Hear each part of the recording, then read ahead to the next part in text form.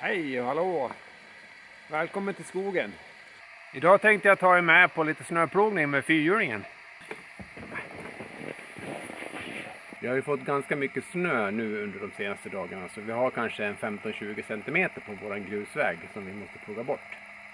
Så i den här videon så tänkte jag prata lite grann om vad jag har för utrustning att ploga med, hur den fungerar. Jag tänkte också prata lite grann om hur jag lägger upp min snöplogning, vilka strategier jag har för att få undan snön så att det håller en hel säsong. Jag tänkte också ta upp lite fördelar och nackdelar med att ploga med en fyrhjuling. Jag tänkte också dela med mig lite av erfarenheter jag har fått genom de här säsongerna jag har skottat. Lite misstag som jag har gjort och vad man bör tänka på inför en vintersäsong om man tänker ploga med fyrhjuling. Så vi ska skotta våran grusväg nu. Den är ungefär 150 meter lång. Så vi ska ta oss härifrån, från storstugan. Och så ska vi åka bort till början av våran fastighet. Så häng med på så ses vi där borta.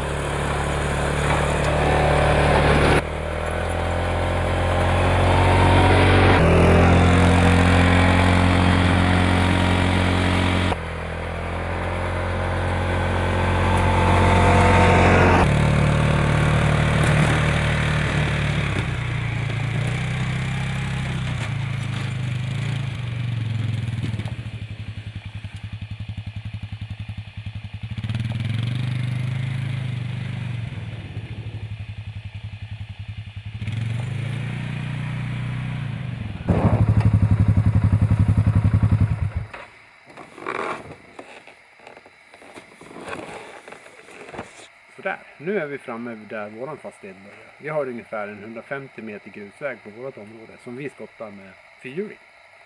Resten av vägen får vi hjälp med från en bonde nere i byn som kommer med traktor och skottar. Men inne på vårt område så har vi sagt ifrån den snöskottningen.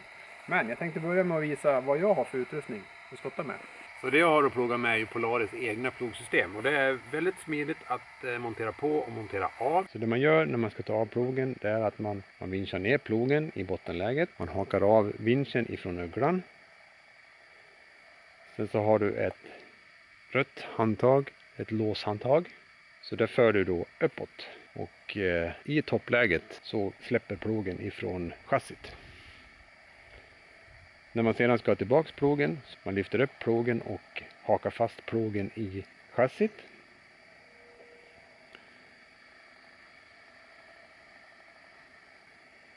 Man vinschar ut kroken, hakar fast den i öglan och vinschar in. När man vinschar upp så kommer man att höra ett klickljud in under chassit för låsanordningen. Då kan man trycka ner låshandtaget i låsläget. Sen är plogen monterad. Man höjer och sänker plogen med vinschen.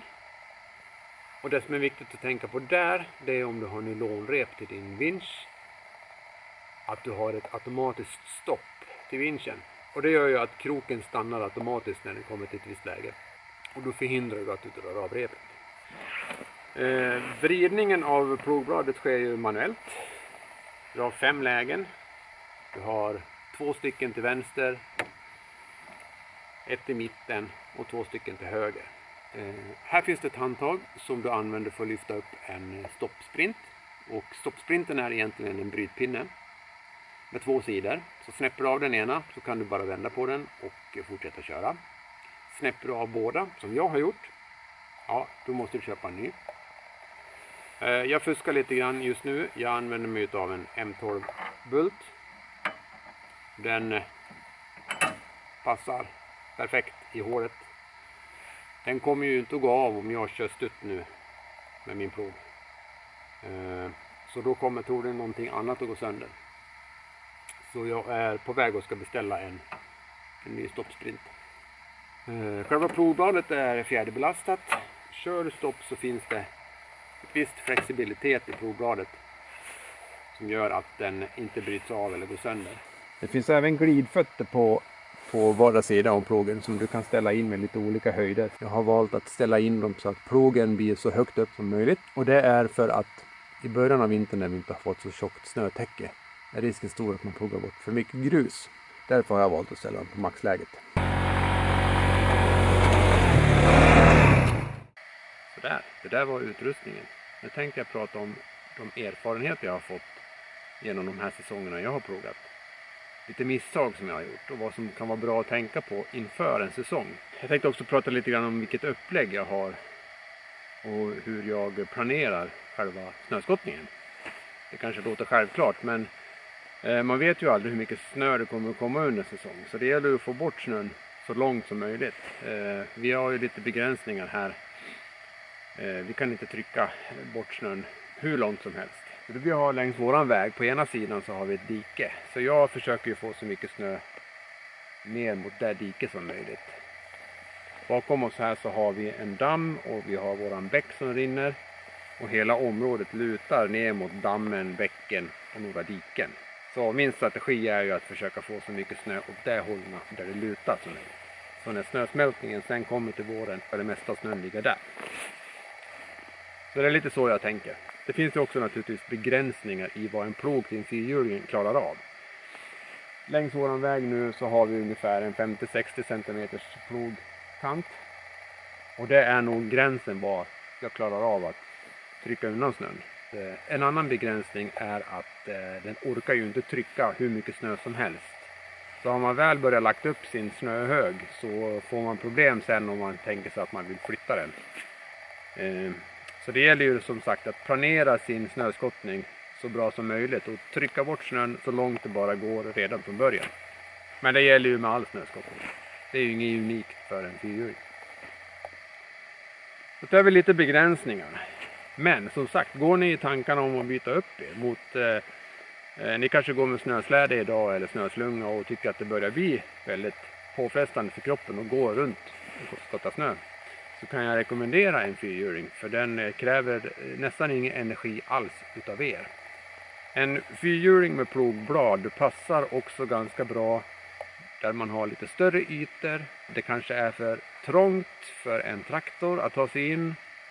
Men det är för stora ytor att skotta av själv med en snöslunga eller en snösläde.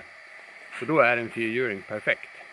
Men om du går i tankarna om att köpa en fyrhjuling med plogblad och börja ploga med det här till nästa säsong. Så ett litet tips där, det är att se över de ytor du tänker ploga. Ta bort stenar som sticker upp.